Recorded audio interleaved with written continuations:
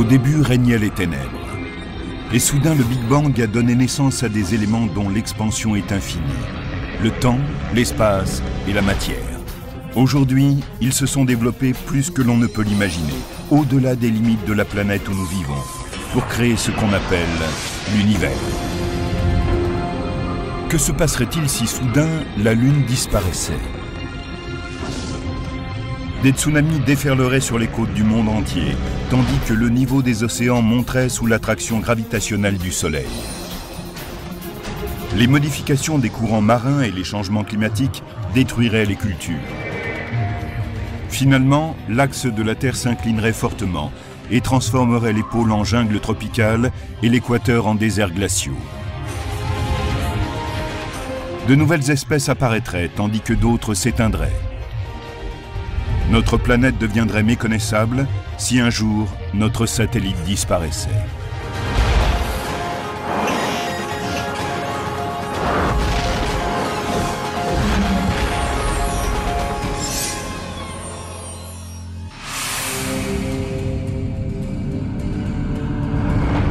La Lune est une roche stérile et sans vie, mais elle joue un rôle d'une extrême importance dans l'histoire de la Terre. Jusqu'à quel point?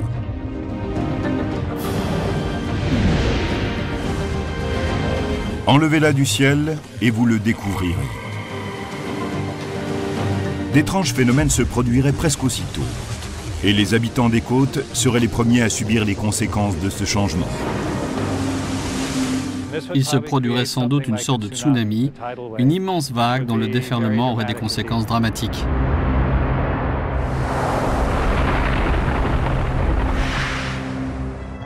On sait que la Lune contrôle les marées terrestres. Elle tourne autour de nous et sa masse attire l'eau des océans, provoquant un renflement de la planète sur le côté le plus proche d'elle. Et par une étrange bizarrerie de la physique gravitationnelle, un second renflement se forme du côté le plus éloigné du satellite. Beaucoup sont conscients que le Soleil joue un rôle dans la gouvernance des marées. Mais comme il est 400 fois plus éloigné de nous que la Lune, son influence gravitationnelle sur les océans est 3 fois moins importante.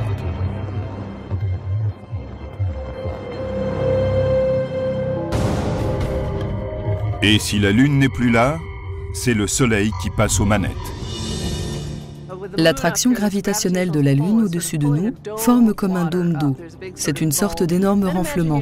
Imaginez qu'on coupe la corde qui nous relie à elle et l'eau reflue d'un seul coup sur la Terre. Sous la force gravitationnelle du Soleil, l'eau déferle en un immense tsunami. La force des vagues dépendrait de la position de la Lune avec le Soleil au moment où elle disparaît. Si la Lune disparaissait dans une phase de pleine Lune ou de nouvelle Lune, elle serait alors alignée avec la Terre et le Soleil. Les renflements de marées lunaires diminueraient et deviendraient des renflements de marées solaires qui seraient situés au même endroit. Et l'eau des renflements lunaires se répandrait vers d'autres parties du globe. Mais il existe une possibilité plus dramatique. Si la Lune disparaissait lors d'un quartier de Lune, le premier ou le dernier, le renflement de marée lunaire ne serait pas à la même place que celui de marée solaire. On assisterait sans doute à un déplacement très rapide des océans, depuis le renflement lunaire jusqu'au renflement solaire. Certains experts pensent que ce déplacement des masses d'eau détruirait nombre de points côtiers autour du monde. La puissance des vagues serait analogue à celle du tsunami de 2004 en Asie du Sud-Est. Mais celle-ci causerait encore plus de morts et de destruction, car elle déferlerait sur le monde entier. Deux vagues monstrueuses s'élanceraient d'est en ouest et d'ouest en est. Une ville côtière comme Miami serait bombardée par un mur d'eau de 15 mètres de haut, détruisant la plupart des immeubles de bord de mer, balayant tout le sud de la Floride et mettant en péril des millions de vies.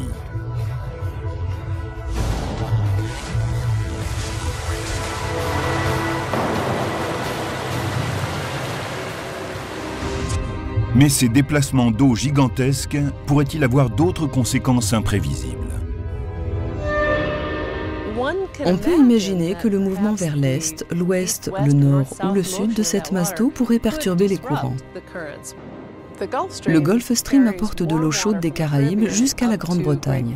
Cela permet à celle-ci de bénéficier de plus de chaleur qu'elle n'en aurait, quand on considère qu'elle est située très au nord.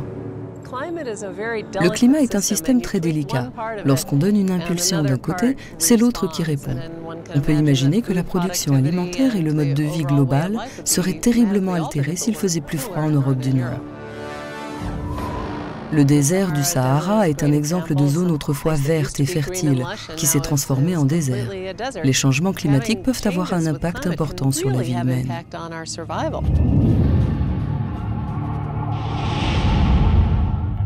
Mais la conséquence la plus importante serait la disparition de l'inclinaison permanente de la Lune, une caractéristique unique qui nous permet d'avoir 4 saisons régulières. Ce qui bloque l'inclinaison de notre planète à 23,5 degrés est la présence de la Lune, qui agit comme un élément stabilisateur. Si elle disparaissait, nous entrerions dans une phase plus proche de celle de Mars.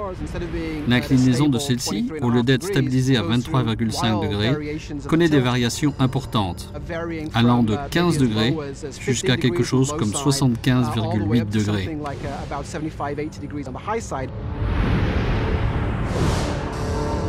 Sans la Lune, notre axe commencerait à bouger de façon erratique sur quelques centaines de milliers d'années. L'attraction gravitationnelle des autres planètes du système solaire commencerait à faire des ravages sur la Terre. Nos saisons régulières changeraient de façon dramatique, tandis que différentes parties de la planète pencheraient vers le Soleil durant certaines périodes et s'en éloigneraient à d'autres. Si la Lune disparaissait, on aurait un changement radical de l'axe terrestre qui se mettrait à osciller. Cela entraînerait des changements climatiques radicaux, comme il n'en existe pas aujourd'hui. La Terre serait un monde étrange, où les hommes devraient lutter pour s'adapter et survivre.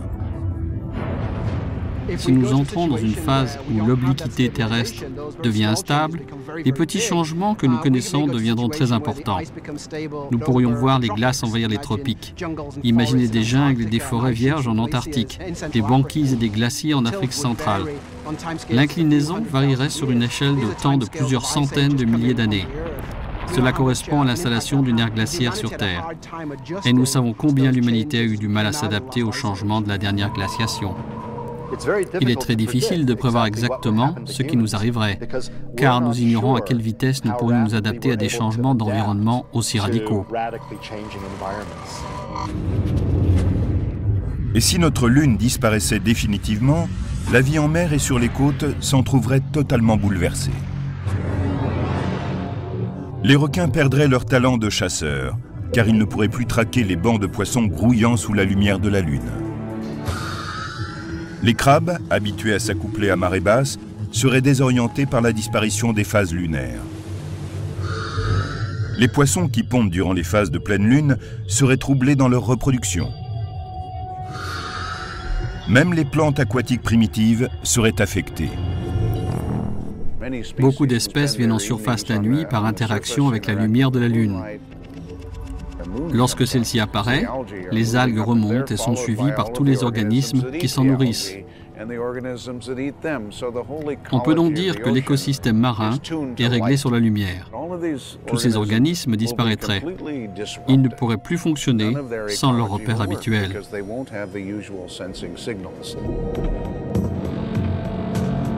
Des millions de gens souffriraient de manque de nourriture.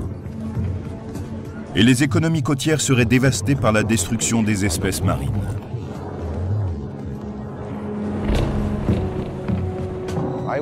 Je rapprocherai la situation de celle de quelqu'un qui, en se réveillant un beau matin, découvrirait qu'il est devenu aveugle ou sourd. Ce serait un vrai bouleversement. Sans Lune, la Terre deviendrait une planète à la dérive. Cela révèle à quel point ce grand satellite rocheux est essentiel en tant que soutien de la vie. Il existe 150 lunes dans notre système solaire, mais celle de la Terre est vraiment unique. Notre Lune ne ressemble à aucune autre lune du système solaire. Elle est énorme comparée à la Terre. Elle fait environ un quart de sa taille. On ne voit cela avec aucune autre planète. La Lune est tellement grosse par rapport à la Terre que c'est comme si nous étions dans un système à 2 planètes. Il y a une façon simple de comprendre comment la Lune a un effet stabilisateur sur l'inclinaison de l'axe de la Terre. Regardez des danseurs de cordes. Ils vont avoir de longs bâtons qui leur donnent plus de stabilité grâce à la masse qui est au bout du bâton. C'est ainsi que la masse de la Lune, à une certaine distance, peut contribuer à la stabilité du système. Mais la Lune n'a pas toujours été notre compagne. Il y a eu une époque très tôt dans l'histoire de la Terre où elle n'avait pas de satellite. Une époque où notre planète était un endroit étrange avec des journées de 8 heures et un environnement en pleine fusion, trop rude pour abriter des formes de vie. Et puis elle subit la collision la plus violente de son histoire.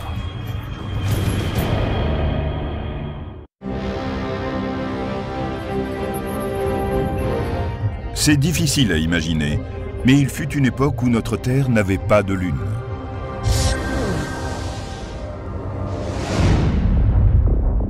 Notre planète s'est formée il y a 4,5 millions d'années par l'accumulation et la fusion de quantités de débris au cours des premières étapes de la construction de notre système solaire. Pendant cette première période, notre Terre sans Lune était un ramassis monstrueux de coulées de lave, de roches en fusion et de fer à l'état liquide. Son atmosphère était remplie de dioxyde de carbone, épais, lourd, incapable d'abriter des formes de vie. Il avait été rejeté par les entrailles de la Terre. Il n'y avait quasiment rien sur cette planète. C'était glauque comme endroit. Beaucoup d'éléments entraient en condensation. C'était un endroit très hostile, même pour la chimie de la roche. C'était une vraie pagaille.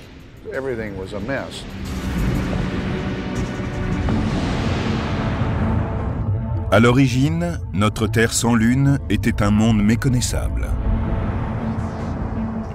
À ses débuts, la Terre était un endroit vraiment chaud. En fait, ce premier éon géologique de son histoire est appelé l'Adéen, d'après Hadès, le dieu des enfers, car il y faisait vraiment chaud. Il y avait un volcanisme d'une envergure incroyable, et la planète subissait de nombreux impacts. On devait y trouver beaucoup d'éclairs et de gaz, qui provenaient à la fois des volcans et de la vapeur.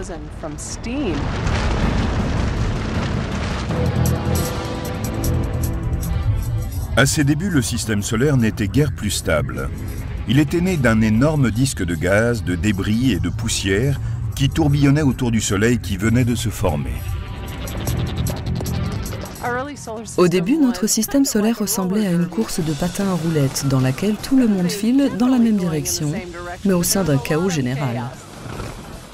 Il y avait beaucoup de regroupements, d'accrétions, d'objets projetés vers l'intérieur en croisant d'autres qui allaient vers l'extérieur, d'objets tombant les uns sur les autres et d'autres étant écrasés dans les coins. C'était vraiment le chaos. Sans la Lune, nous ne pouvons faire que des suppositions sur l'inclinaison de la jeune Terre et sur sa vitesse de rotation. Ces deux éléments auraient été déterminants par les multiples collisions d'astéroïdes et de protoplanètes qui ricochaient à travers le système solaire récemment formé. Si vous faites une moyenne de ce qui se passe dans le système solaire, que vous regardez les planètes et les gros astéroïdes, et que vous établissiez une courbe des vitesses de rotation, il semble que la vitesse de rotation typique soit de 8 heures. On peut donc supposer que la Terre avait cette vitesse de rotation avant la formation de la Lune. Ensuite, 10 millions d'années après que notre Terre sans Lune a commencé à prendre forme, il s'est produit une collision massive. Selon la théorie de l'impact géant, largement admise aujourd'hui par les astronomes, une planète de la taille de Mars serait entrée en collision avec la Terre, à une vitesse de 40 000 km/h et selon un angle oblique. Sous l'impact, plus de 70% de la croûte terrestre en fusion aurait été soufflée dans l'espace. Un bras tourbillonnant géant, constitué de plus de 8 milliards de kilomètres cubes de roches enflammées et de métaux légers, a été lancé en orbite autour de notre planète. La force de gravitation des plus gros éléments a commencé à attirer vers eux de plus petites particules. Et une année plus tard, elles s'étaient rassemblées pour former notre Lune. Les matériaux qui ont été soufflés de la Terre provenaient de la croûte rocheuse. Et c'est de cela qu'est faite la Lune. Lorsqu'on passe à un autre endroit du système solaire, par exemple Mars, et qu'on regarde les météorites qui viennent de la ceinture d'astéroïdes, il y a certaines proportions entre les différents types d'oxygène. Dans d'autres parties du système solaire, ce ratio est très différent de celui que nous voyons sur Terre. Aujourd'hui, nous pouvons partir vers la Lune. Nous prélevons des roches lunaires et nous voyons qu'elles ont exactement le même ratio d'oxygène et d'isotopes que la Terre. Cela prouve que ce matériau est venu de la Terre et cela confirme l'idée de la théorie de l'impact. L'énergie libérée par cette collision géante est équivalente à la puissance de 6 000 milliards de bombes atomiques. Cela équivaut à 1 millier de bombes atomiques par habitant de la Terre.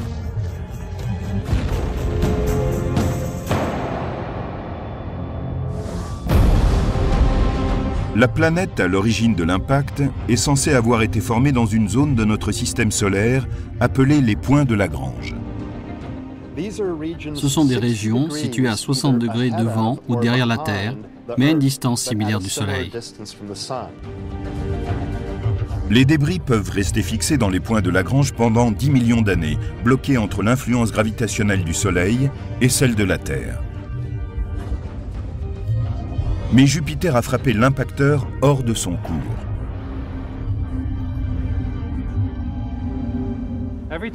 À chaque fois que Jupiter est passé au-dessus de nous dans son orbite, il a donné un petit coup à cette planète impacteur. Chaque petit coup n'était pas très important. Mais quand on a, par exemple, une voiture bloquée dans un fossé ou dans la neige, comment fait-on pour l'en sortir? On la bouscule progressivement. On la pousse un peu, elle revient. On la pousse un peu plus, elle repart plus loin. C'est ainsi que par une série de petites secousses, on arrive à la dégager. C'est exactement ce que Jupiter a fait avec cette planète impacteur. Et une fois qu'elle a quitté le point de Lagrange, elle n'est plus stable, elle est condamnée. C'est ainsi qu'elle va finalement entrer en collision avec la Terre. Après un cataclysme géant, la partie intérieure du bras de débris éjecté forme un bouquet qui est constitué d'un matériau venu du cœur de fer de l'impacteur.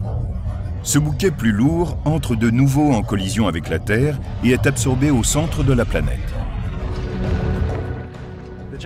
L'impact géant était réellement le plus grand événement que la Terre ait jamais vécu.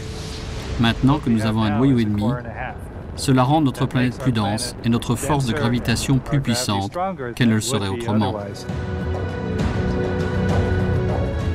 Le cœur en fusion, plus grand, a besoin de plus de temps pour refroidir. La chaleur est accrue et crée des fissures dans la fine croûte terrestre.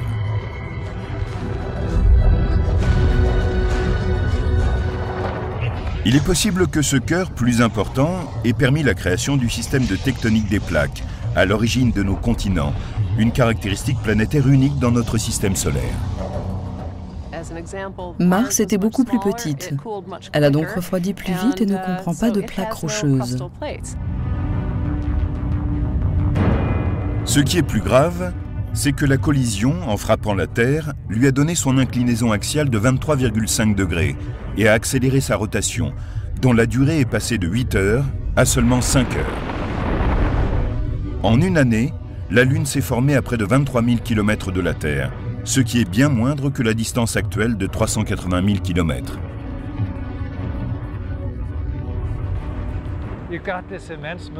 Il y avait une immense lune dans le ciel, 15 fois plus grosse qu'aujourd'hui. Pour avoir une idée de ce que cela donnait, imaginez-la en train de grossir jusqu'à remplir une bonne partie du ciel de ce soir. Et voyez cette lune au-dessus de votre tête, rouge, car couverte de lave en fusion. C'est stupéfiant. Au début, l'attraction gravitationnelle de la Lune était 225 fois plus forte qu'aujourd'hui, car la distance Terre-Lune était beaucoup moindre. Il n'y avait encore aucun océan, mais les forces de marée lunaire étaient 3400 fois plus puissantes.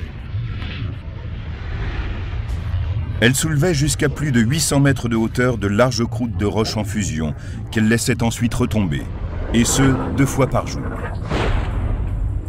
L'inclinaison axiale de notre planète s'est stabilisée grâce à la formation de la Lune, car sa masse agit comme une ancre. Mais la rotation de la Terre a commencé à ralentir, car la gravité de la Lune a provoqué un renflement de marée à la moitié de la planète, qui a fonctionné comme un frein. Disons que la Terre est ce ballon vert, et que voici la Lune. Si la Terre n'était pas en train de tourner, le renflement de marée serait dirigé droit vers la Lune. Mais la Terre tourne très rapidement. De ce fait, le renflement de marée a tendance à être un petit peu en avance. Cela signifie que la gravité de la Lune tire un peu vers l'arrière, le renflement de la Terre, et retarde ainsi sa rotation, même si c'est très léger. Mais le renflement de marée terrestre a aussi une influence sur la Lune. Ce renflement de marée tire la Lune vers l'avant et tente constamment de l'accélérer. Mais celle-ci se refuse à aller plus vite dans son orbite. Imaginez que vous ayez une fronde et que vous la fassiez tournoyer. Elle s'écarte de plus en plus. C'est ce que fait la Lune. Elle va vers l'extérieur parce qu'elle est poussée sur le trajet de son orbite. C'est ainsi que petit à petit, la Lune s'éloigne. Le balai gravitationnel qu'accomplissent les deux partenaires éloigne la Lune de la Terre à la vitesse d'environ 4 cm par an. Sur des milliards d'années, le phénomène de récession de la Lune a ralenti la rotation de la Terre, qui, de 4 heures pour une journée, est passée à nos 24 heures. Le phénomène de rotation de la Terre, influencé par la Lune, correspond un peu à ce qu'on voit quand une patineuse tourne sur elle-même. Elle ramène ses bras au plus près de son corps, tourne de plus en plus vite, puis écarte les bras pour ralentir. C'est ce que les physiciens appelleraient un moment cinétique ou angular momentum. Mais il s'agit de la même chose. Tandis que la Lune se déplaçait vers l'extérieur, c'est un peu comme si elle écartait les bras et que cela ralentissait la rotation dans tout le système. Et si cet impact géant n'avait jamais eu lieu? Les transformations de la Terre auraient été encore plus sévères que si la Lune avait brusquement disparu.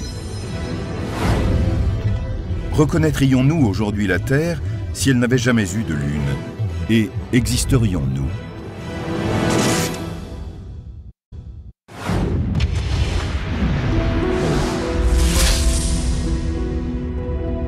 Si la Lune avait brusquement disparu, la Terre aurait connu des tsunamis sans doute, une modification des courants marins, l'extinction des formes de vie marines et d'éventuelles variations climatiques gigantesques. Mais si la Lune n'avait jamais existé, personne ne reconnaîtrait aujourd'hui la Terre. Sans la Lune, la vie sur Terre serait certainement différente. Il se pourrait en particulier que les humains n'aient jamais existé.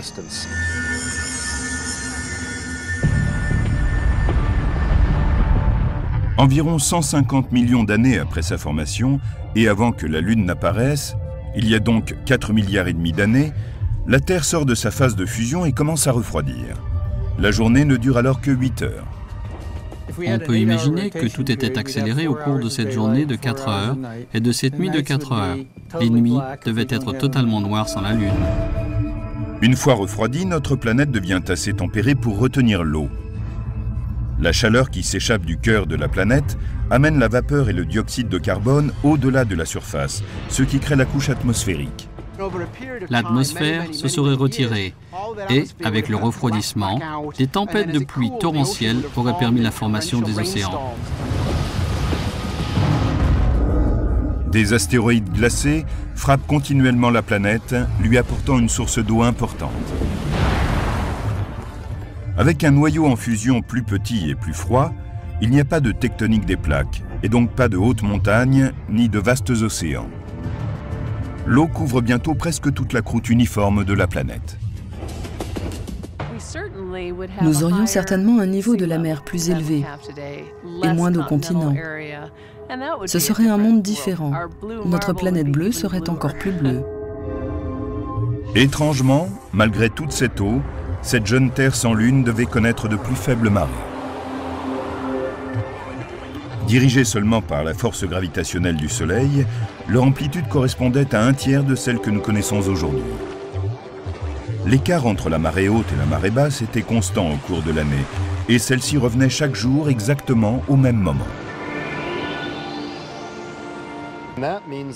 Cela signifie que les zones intertidales, ou zones de balancement des marées, seraient plus rapprochées, que les formes de vie seraient moins diversifiées. Et cela aurait peut-être même empêché le passage de certaines espèces de la mer vers la terre ferme. Car c'est dans ces zones intertidales qu'elles ont développé la capacité à vivre aussi bien dans l'eau qu'à l'air libre. Avec une journée de 8 heures, c'est-à-dire 4 heures de lumière suivie de 4 heures d'obscurité totale, la Terre tournait alors sur elle-même 3 fois plus vite qu'aujourd'hui.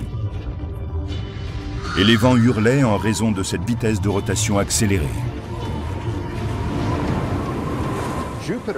Jupiter, par exemple, est une planète géante qui tourne très rapidement sur elle-même, en 10 heures.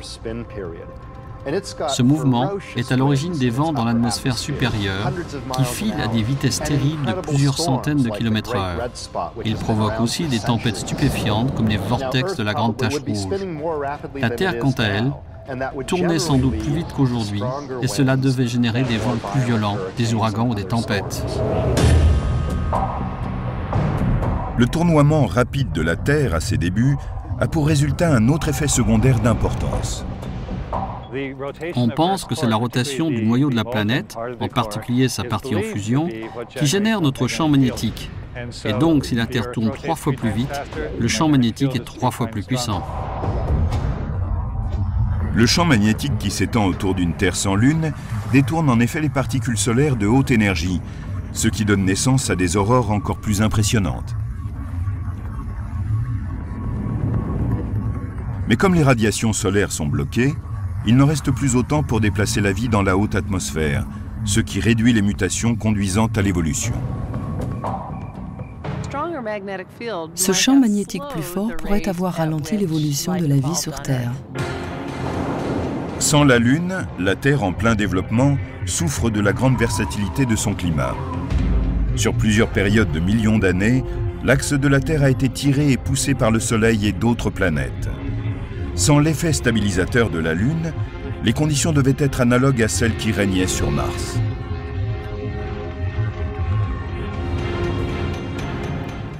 Nous avons appris au cours des 20 dernières années que Mars possède un axe très instable, parce qu'il n'a pas de grande lune. Quand on regarde la planète rouge, on peut voir à sa surface des formations géologiques créées sous différents types de climats, selon l'inclinaison de l'axe polaire.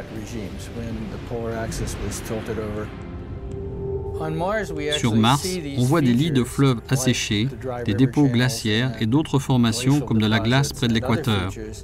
Et tout d'un coup, nous avons compris que le climat avait changé sur Mars. C'est ce qui explique que nous puissions voir ces anciennes caractéristiques géologiques. Comme pour Mars, l'axe de la Terre sans la Lune pencherait et bouleverserait entièrement la planète. Sur une période de millions d'années, notre axe aurait oscillé de façon chaotique. Il aurait été parfois vertical et parfois proche de l'horizontale. Quand il est vertical, la planète connaît des journées de 12 heures. Quand il est horizontal, les pôles sont dirigés vers le Soleil et deviennent des jungles. À cause de ce déplacement erratique de l'axe terrestre, le climat devait connaître de grandes variations, ce qui rendait plus difficile l'épanouissement de formes de vie, puisqu'elles devaient s'adapter en permanence à des conditions différentes, passer de périodes glaciaires à des périodes de chaleur.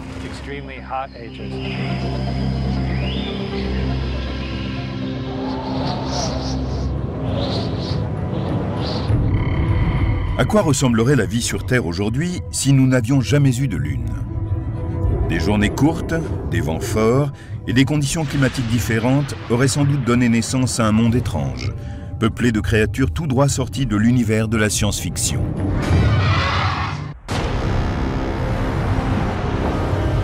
La Lune s'est formée il y a des milliards d'années, quand une planète de la taille d'un astéroïde s'est écrasée sur la Terre. Mais si cette violente collision ne s'était jamais produite? Si la Lune n'avait pas été là pour stabiliser notre planète? la Terre aurait été un endroit tout à fait différent.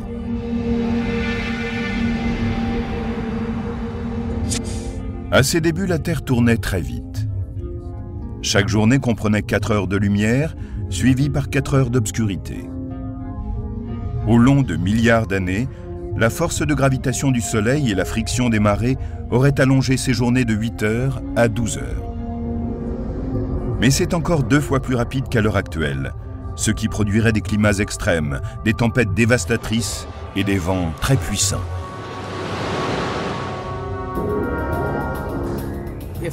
Si la Lune ne s'était pas formée, nous aurions certainement un environnement très différent sur Terre. Elle tournerait plus vite et nous aurions beaucoup plus de courants d'air, de turbulences, peut-être des tempêtes plus fortes et plus d'éclairs à cause du frottement des différentes masses d'air en mouvement. Dans certains endroits, les vents pourraient atteindre 150 ou 300 km/h. Il y aurait aussi des ouragans démentiels et la Terre verrait ses régions côtières battues par d'immenses vagues.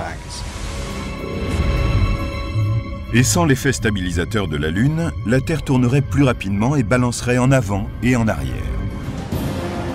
Notre planète souffrirait des ravages infligés par un climat toujours changeant, à cause des changements erratiques de l'inclinaison axiale.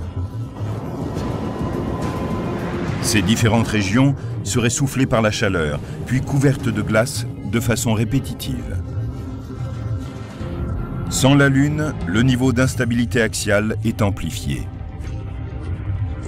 Car même si à l'heure actuelle la Terre est stabilisée par la Lune, il y a toujours un léger changement de direction de l'axe de rotation de la Terre qu'on appelle la précession des équinoxes. L'inclinaison de l'axe terrestre est de 23,5 degrés et demi, mais sur une période de 23 000 ans, elle est passée par des variations coniques comme celle-ci. Et si la Lune n'existait pas, ce vacillement serait encore plus imprévisible. Si nous n'avions pas la Lune, la précession ou changement de l'axe de rotation de la Terre serait beaucoup plus lente et provoquerait des variations chaotiques de l'inclinaison axiale. La précession plus lente de la Terre aurait pour effet une plus grande instabilité de l'axe de rotation de la Terre. Sans la Lune, l'axe de la Terre serait comme le sommet qui tourne plus lentement. Il opère une précession, tourne et vacille en formant des cercles coniques plus larges. En ce moment, à 26 000 ans, il y a une zone très stable. Cela va de plus en plus lentement. Durant 40 000 ans, 50 000 ans, peut-être 60 000 ans, et puis on atteint une phase chaotique et tout va de travers. Avec un climat plus menaçant et plus instable, l'évolution sur une Terre sans Lune passe par des phases soudaines d'adaptation et des phases violentes d'extinction. Des formes de vie étranges ressemblant à des champignons ou des espèces végétales deviennent vulnérables du fait qu'elles n'ont pas la mobilité nécessaire pour conserver leur avance sur les changements rapides du climat. Et des formes de vie complexes comme l'homme n'auraient sans doute aucune chance d'apparaître. Les variations climatiques seraient extrêmes et assez rapides. Il serait certainement difficile pour des créatures complexes d'évoluer parce qu'elles ne pourraient le faire aussi rapidement que l'environnement. En revanche, ce sont les organismes primitifs qui prédomineraient et pourraient survivre. La vie bactérienne est capable non seulement de s'adapter plus vite, mais aussi de résister à des environnements extrêmes. On voit des bactéries dans les fonds glacés de l'Antarctique et du Groenland, et l'on en trouve aussi dans les sources d'eau bouillante du parc de Yellowstone. Si une forme de vie complexe avait pu évoluer, elle serait très différente de ce que nous connaissons, étant donné la brièveté des jours, la force des vents et les caractéristiques d'une Terre sans Lune. Ce serait beaucoup plus hostile que maintenant. Avec tous ces vents, ces sons et ces nuages, il serait très dur de sortir de l'eau pour vivre sur la terre ferme. La durée de la vie serait sans doute plus courte, puisque tout irait plus vite. Au cours de la journée, le temps serait limité pour la métabolisation, le gain d'énergie et l'activité. Les organismes devraient être un peu plus intelligents. L'évolution favoriserait les petites créatures corpulentes et les végétaux aptes à résister à de violents ouragans. Il n'y aurait pas de jungle, car celles-ci ont besoin de barrières coupe-vent pour s'épanouir. Et on ne verrait probablement pas de créatures sauter de branche en branche à cause de la végétation plus basse et des grands vents. Je pense que les créatures en général seraient moins grandes, parce qu'il leur serait pénible de tenir debout. Les arbres aux racines superficielles grandiraient peu. Les palmiers, par exemple, auraient du mal à survivre.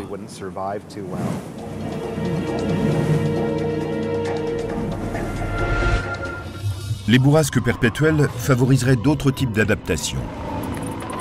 Pour voler, peut-être des membranes permettraient-elles de décoller et de s'élancer dans les airs. Les vents forts incessants rendraient la planète exceptionnellement bruyante. Pour communiquer, les animaux devraient émettre des sons très différents de ceux des hurlements constants du vent.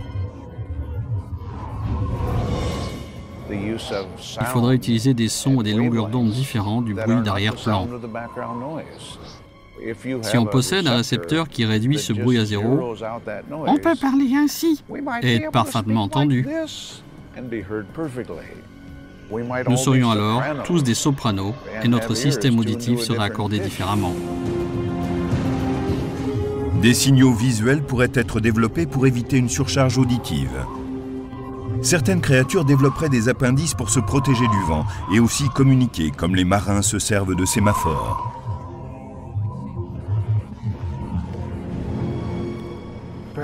Peut-être le langage ne se développerait-il pas au profit d'autres formes de communication comme des changements de couleur, d'expression, le langage des mains, qui sait? Même aujourd'hui, beaucoup d'espèces comme les lucioles, les calmars, les crevettes ou les méduses changent de couleur pour communiquer. Les nuits étant parfaitement obscures, certaines créatures pourraient aussi développer des systèmes sensoriels, comme des yeux exorbités favorables à la vision nocturne, ou des dispositifs infrarouges, tels ceux utilisés par l'armée. Ce qui est intéressant, c'est que les êtres vivants pourraient développer des capteurs tellement performants qu'ils décèleraient la lumière stellaire.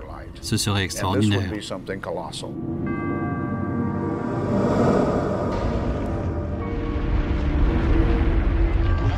Tout cela semble décrire un monde brut et trop rude pour abriter la vie humaine. Par chance, la Lune est née et a créé les conditions nécessaires pour que des hommes se développent et prospèrent. Mais notre satellite s'éloigne d'année en année à l'heure actuelle. Cela signifie-t-il que la Terre, à un certain moment, n'aura plus de Lune?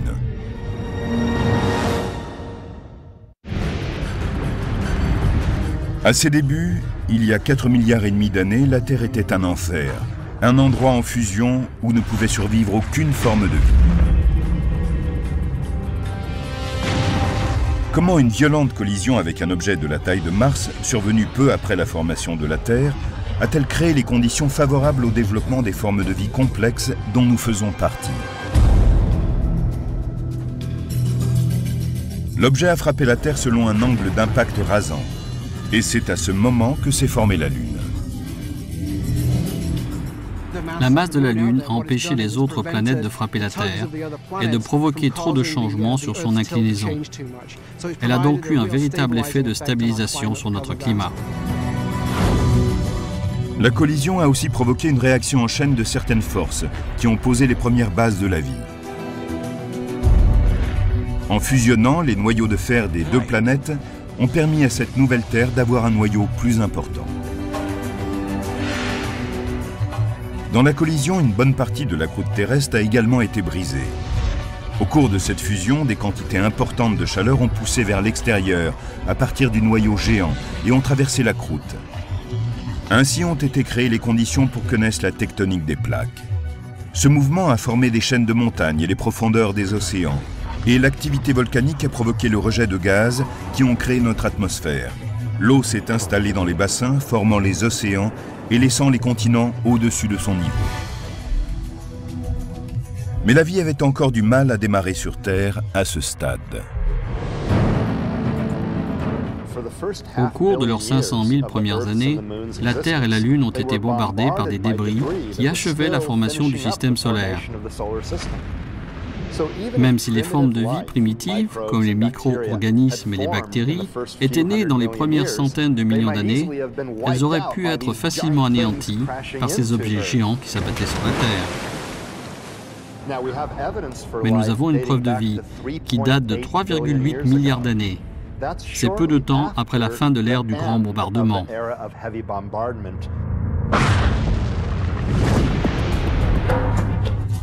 Depuis, à cause de la friction de marée entre la Terre et la Lune, celle-ci s'est légèrement éloignée de la Terre, dont la rotation a ralenti pour s'effectuer en à peu près 10 heures. Mais comme la Lune était beaucoup plus proche, les marées des premiers océans terrestres étaient gigantesques. Les marées étaient tellement fortes, elles avançaient à l'intérieur des terres, puis retournaient emplir la mer 2 fois par jour. On avait un grand bassin d'eau qui, quand il se déversait vers l'arrière, charriait tout un tas de minéraux, de sol et d'autres parties de la croûte terrestre vers la mer. Il y avait donc une constante érosion du sol. Il est certain que c'était un environnement unique, qui était sans doute parfait pour le développement de la vie. La zone intertidale entre la marée haute et la marée basse était immense. Les marées hautes déferlaient sur des centaines de kilomètres à l'intérieur des terres et refluaient quelques heures plus tard. Pendant les marées basses, les fibres moléculaires ont commencé à se former dans ces immenses zones de bassin. Quand l'eau s'évapore, seules les molécules d'H2O partent. Les dépôts organiques restant dans les flaques deviennent de plus en plus concentrés. On pense donc que la vie s'est formée dans ces petites flaques d'eau.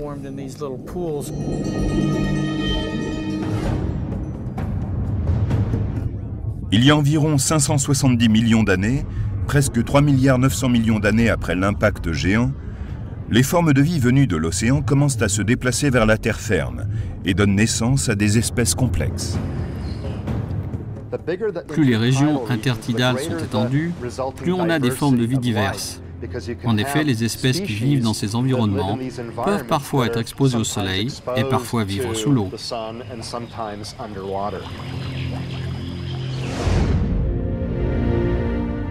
Après des millions d'années, la Terre paraît avoir atteint un équilibre qui a permis l'évolution d'un écosystème hétérogène, complexe et fragile.